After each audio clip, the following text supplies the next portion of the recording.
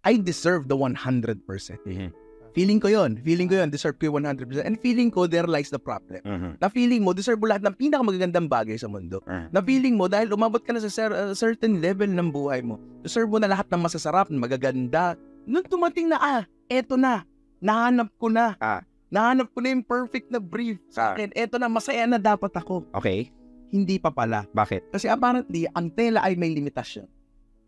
Tulad ng ang tao ay may limitasyon. Yes. Ganun yun. Maaaring lahat ng pagkukulang niya, hahanapin mo sa iba, nakakalimutan mo na parehas silang tao at may limitasyon sila parehas.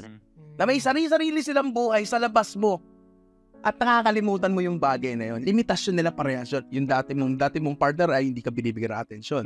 Ngayon, nakahanap ka ng bagong partner at binibigay sa 100% atensyon. Tapos, isang beses hindi nagbigay sa'yo ng atensyon yung bagong partner mo kasi pinili din na magsimba kasama yung pamilya, nagtampo ka ngayon. Kasi kaya mo nga siya pinili in the first kasi may 100%. May 100%, pero marirealize mo na walang 100%.